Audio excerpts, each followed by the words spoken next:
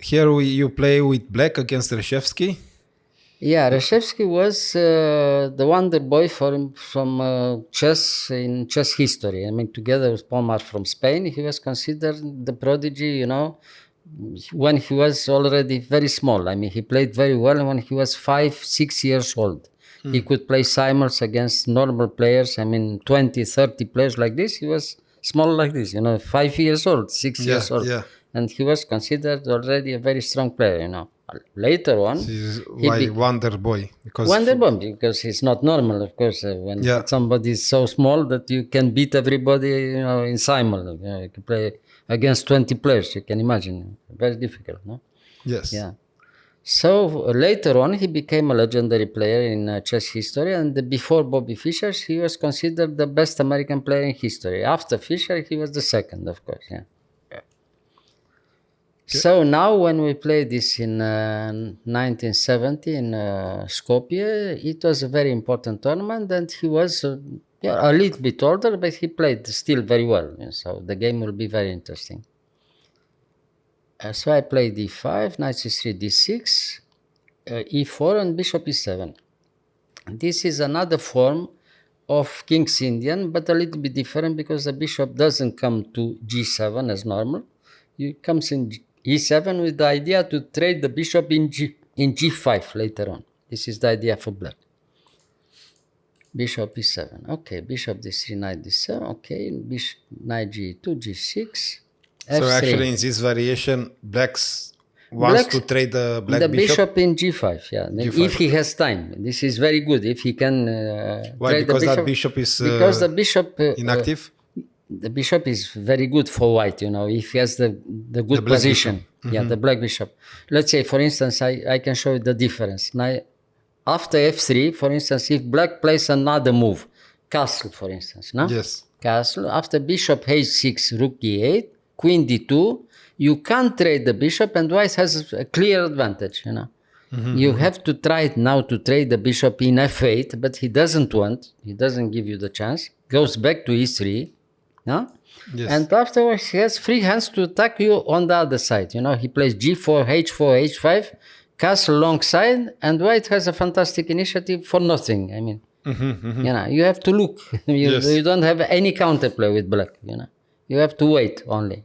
But instead, if you can change the bishop, then it's all right for black. You have time to do something and consolidate the position.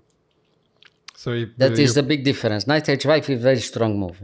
And now after bishop e3, you have time to play bishop g5. Yeah. So now takes, and the game is more or less even here. Yeah.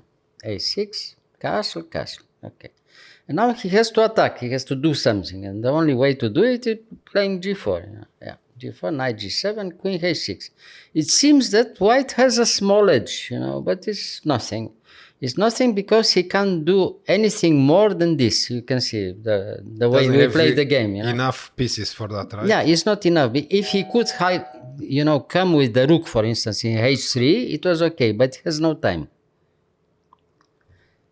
Okay, now a4, b6, and knight g3. Well, everything is under control. I mean, he prepared everything, knight d1, and now I play the move a5 by respect for Reshevsky. You are not forced to play a5. But in some other lines later on, during the game, white attacking on the king's side has the possibility to open the game here by playing himself the move a4, a5. And there white is a little bit better if he has time to do it. So therefore you close the queen side, but if you close the queen side, you have no chance to win. I mean, the game is more or less even for both.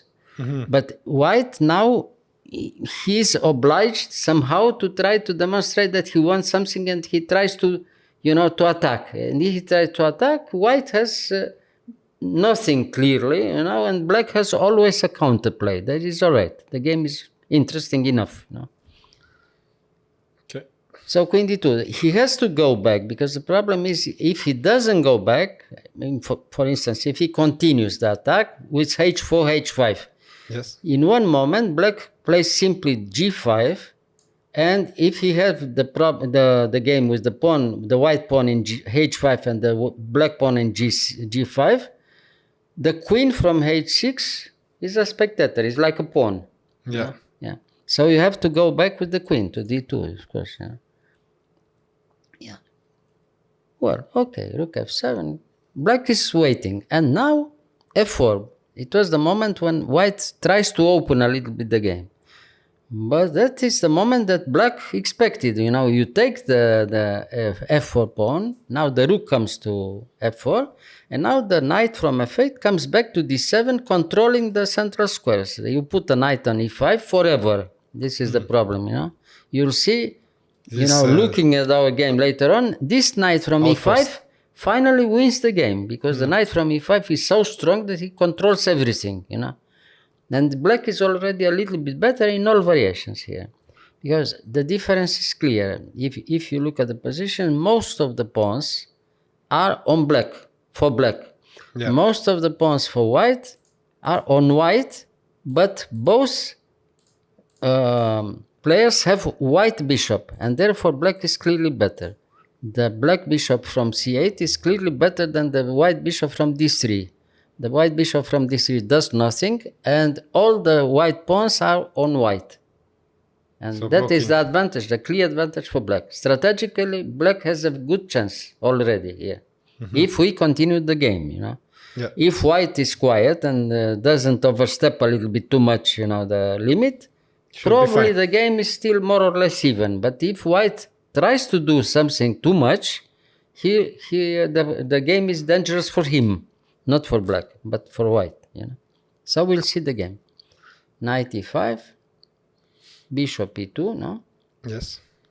And rook f8. Well, prepares for defensive, Rook f8, okay. h4, rook f7. Everything is under control, So bishop d7, bishop d1. Okay. Still nothing happens, But white, here, if white, doesn't do something special, the game is more or less even.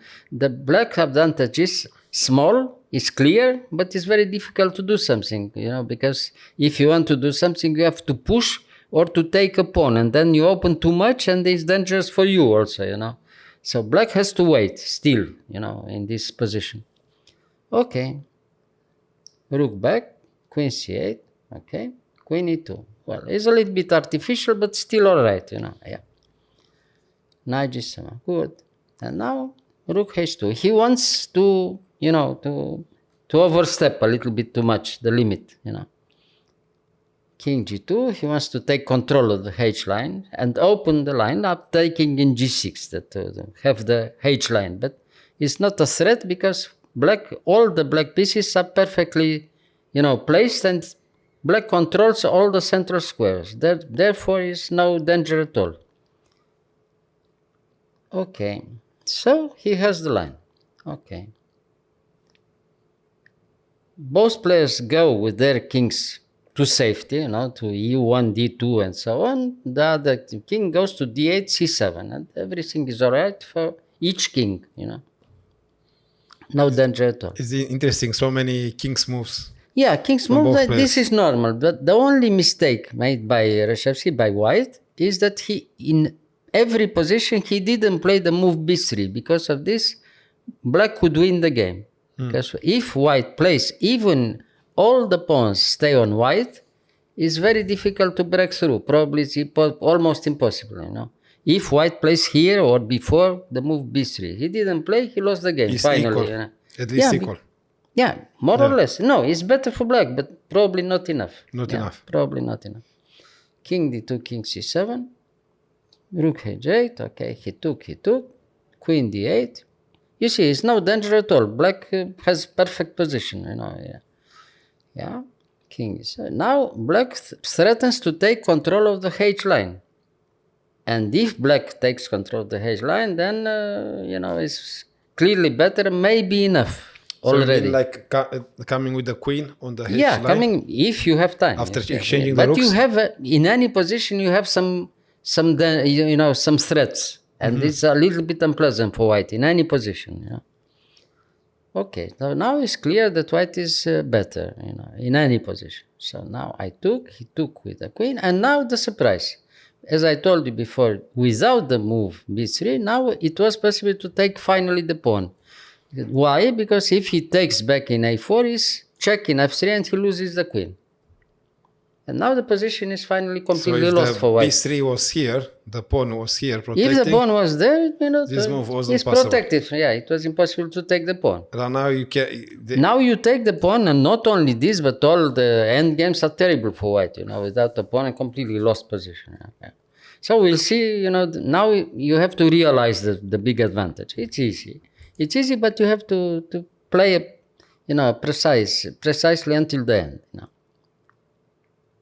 Okay. But wasn't good to exchange the bishops here? No, he couldn't exchange the bishop. No. No. With But the- this is the black. even easier to have the bishop on d7, because even now the black bishop is clearly better than the white bishop. The white Even bishop. here, yeah. Okay. You have pawn up and advantage everywhere. You control completely the position now. b3. No, bishop b3, but it's much too late now. He played finally move b3, but it's much too late. Bishop e2, knight c7.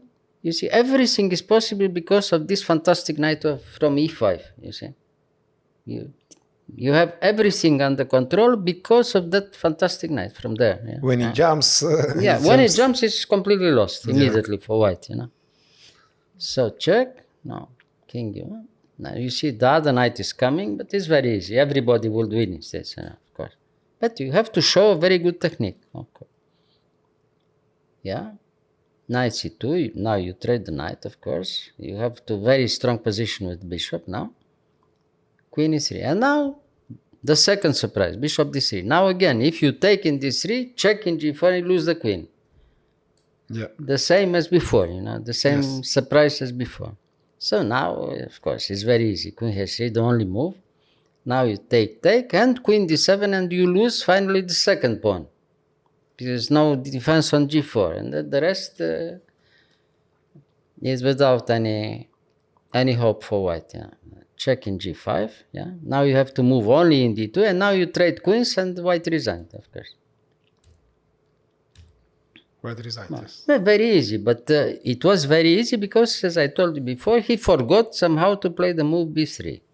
I don't tell you that white was lost anyway. White was worse. Clear advantage for black, but maybe he could, hold a draw if he played very B3. well afterwards with the move b3. Yeah. So like that, the white bishop was overloaded. Yeah, of course. Anyway, black was better, but maybe it was not enough to win. I don't know. Yeah. All right. Yeah. But it happens, even at the highest level, somehow. Yeah. All right. Great. Thank you. You are. It was interesting to show the force of this knight from e5. Strategically, it was a very important game and very, very well played until then and afterwards also, But everything was also possible only because of this fantastic knight from e5. And therefore, it was a very good example of strategic play for black, Yeah. It's a lot of pressure also. Yeah. And without any problem for black, all over the game, Yeah. Everything was very clear and very safe because of this knight from e5. Yeah. Yes.